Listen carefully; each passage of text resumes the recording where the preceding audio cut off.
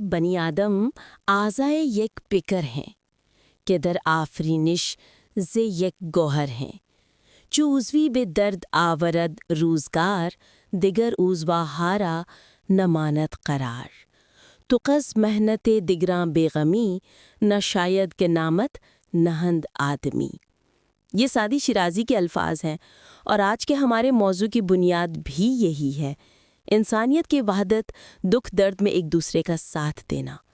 کیا آپ محسوس کرتے ہیں کہ آج کے دور میں بھی یہ پیغام اتنا ہی اہم ہے جتنا صدیوں پہلے تھا؟ بالکل، یہ اشعار آج بھی دل کو چھو لیتے ہیں. انسانیت کی وحدت کا تصور، خاص طور پہ جب دنیا میں قوموں کے درمیان اتنی زیادہ تقسیم اور اختلافات ہیں، بہت ضروری ہے. علامہ اقبال نے بھی اسی پیغام کو اپنی نظم مکہ اور جنیوا میں اجاگر کیا کہ اصل سوال یہ ہے کہ انسانیت کی وحدت ہو یا قوموں کی وحدت. کیا خوب کہا. اور پھر جب ہم دیکھتے ہیں کہ مغربی سیاست اکثر قوموں کو تقسیم کرنے کی بات کرتی ہے، جبکہ اسلام انسانیت کو جوڑنے کی دعوت دیتا ہے. قرآن میں بھی بار بار انسان کی عزت اور اس کے حقوق کی بات کی گئی ہے. آپ کو کیا لگتا ہے اسلام نے جنگ کے معاملے میں انسانیت کے ساتھ کیسا سلوک کیا؟ یہاں بہت اہم فرق ہے. اسلام نے جنگ کو صرف ضرورت کے وقت جائز قرار دیا اور اس کے بھی سخت اصول مقرر کیے. سب سے بڑی بات یہ کہ غیر جنگجو یعنی عورتیں، بچے، بوڑھے اور عام شہری ان کو مکمل تحفظ دیا گیا. یہاں تک کہ قیدیوں کے ساتھ بھی حسن سلوک کی ہدایت کی گئی. واقعی تاریخ میں جب ہم دیکھتے ہیں تو جنگوں میں قیدیوں کے ساتھ بہت ظلم ہوتا رہا، لیکن اسلام نے ظلم کو روکا. قرآن میں ہے، اور وہ اللہ کی محبت میں مسکین، یتیم اور قیدی کو کھانا کھلاتے ہیں. سورۃ الدہر 8.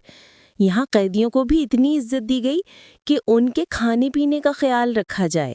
اور نبی کریم صلی اللہ علیہ وآلہ وسلم نے بدر کے قیدیوں کو صحابہ میں تقسیم کیا اور فرمایا کہ ان کے ساتھ اچھا سلوک کرو. صحابہ نے خود کھجورے کھائیں اور قیدیوں کو بہتر کھانا دیا. یہ وہ انقلاب تھا جو اسلام نے لایا. یہاں ایک اور اہم بات یہ ہے کہ اسلام نے جنگ کے قوانین کو اخلاقیات کے دائرے میں رکھا. اللہ نرم ہے اور نرمی کو پسند کرتا ہے، اور نرمی پر وہ انعام دیتا ہے جو سختی پر نہیں دیتا.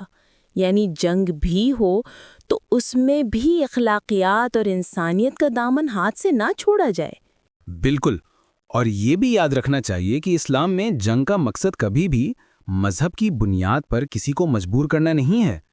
قرآن میں صاف لکھا ہے، دین میں کوئی جبر نہیں، اور تمہارا دین تمہارے لیے، میرا دین میرے لیے. یعنی جنگ صرف ظلم کے خلاف، مظلوم کی مدد کے لیے یا دفاع میں جائز ہے. یہاں ایک سوال پیدا ہوتا ہے کہ جہاد اور قتال میں کیا فرق ہے؟ اکثر لوگ ان دونوں کو ایک ہی سمجھ لیتے ہیں، حالانکہ قرآن میں دونوں کے الگ الگ معنی ہیں. بہت اہم سوال ہے. جہاد کا مطلب ہے کوشش، جد و جہد، چاہے وہ نفس کے خلاف ہو، علم کے لیے ہو یا معاشرتی اصلاح کے لیے. قتال صرف اس وقت ہے جب جنگ ناگزیر ہو جائے، یعنی دفاع یا ظلم کے خلاف. جہاد ہر مسلمان پر فرض عین ہے، جبکہ قتال فرض کفایہ ہے. یعنی اگر کچھ لوگ کر لیں تو باقی بریو ذمہ ہو جاتے ہیں. اور یہ بھی کہ جہاد صرف تلوار سے نہیں بلکہ علم، کردار اور زبان سے بھی ہو سکتا ہے. قرآن میں ہے، بس ان سے قرآن کے ذریعے بڑا جہاد کرو. یعنی اصل جہاد اصلاح اور دعوت کا ہے، نہ کہ صرف جنگ کا. اور اگر جنگ ناگزیر ہو جائے تو اس کے بھی اصول ہیں. اور اللہ کی راہ میں ان سے لڑو جو تم سے لڑتے ہیں، مگر حد سے نہ بڑھو، بے شک اللہ حد سے بڑھنے والوں کو پسند نہیں کرتا.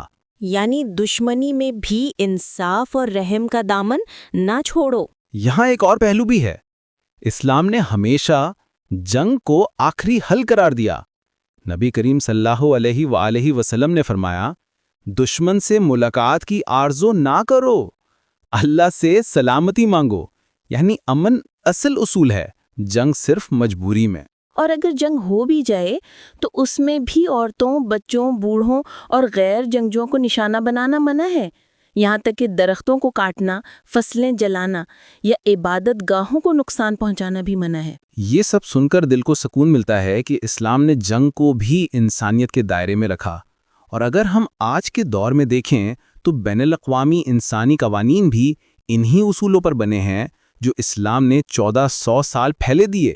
جی ہاں، جیسے جنیوا کنونشنز میں قیدیوں کے حقوق، غیر جنگجوؤں کا تحفظ اور جنگ کے دوران اخلاقی اصول، یہ سب اسلام کے اصولوں سے ملتے جلتے ہیں۔ تو پھر سوال یہ ہے کہ آج بھی اسلام کو جنگجو مذہب کیوں سمجھا جاتا ہے؟ کیا یہ غلط فہمی نہیں ہے؟ یہ بہت بڑی غلط فہمی ہے۔ اکثر لوگ قرآن یا حدیث کو سیاق و سباق کے بغیر پڑھتے ہیں یا مخصوص حالات کے احکامات کو عام اصول سمجھ لیتے ہیں، جبکہ حقیقت یہ ہے کہ اسلام کا اصل پیغام امن، برداشت اور انسانیت ہے۔ اور یہی وجہ ہے کہ قرآن کی ہر سورت کے آغاز میں اللہ کی رحمت اور مہربانی کا ذکر ہے۔ بسم اللہ الرحمن الرحیم، یعنی اللہ سب سے زیادہ مہربان اور رحم کرنے والا ہے۔ اور اگر ہم دیگر مذاہب کی کتابوں کو بھی دیکھیں تو وہاں بھی مخصوص حالات میں جنگ کا ذکر ہے، جیسے گیتا میں ارجن کو لڑنے کا حکم، یا بائبل میں بعض مقامات پر جنگ کا ذکر ہے، لیکن اس کا مطلب یہ نہیں کہ وہ مذاہب جنگ کو پسند کرتے ہیں۔ بالکل، اصل بات یہ کہ ہر مذہب نے جنگ کو صرف مجبوری اور مخصوص حالات میں جائز قرار دیا۔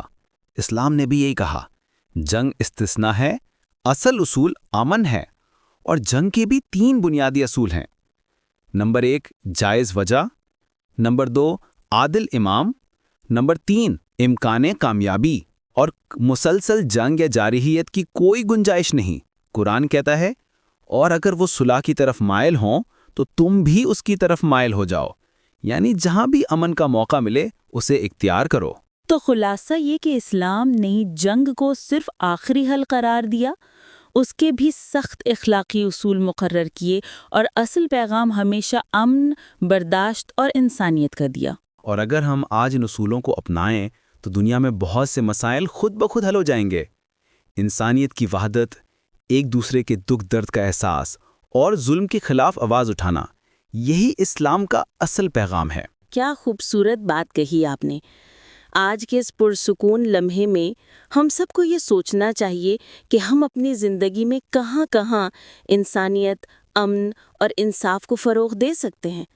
اللہ ہمیں توفیق دے کہ ہم ان اصولوں پر عمل کریں۔ آمین۔ اور سننے والوں سے بھی یہی گزارش ہے کہ اسلام کو اس کی اصل روح کے ساتھ سمجھیں اور دنیا میں امن و محبت کے سفیر بنیں۔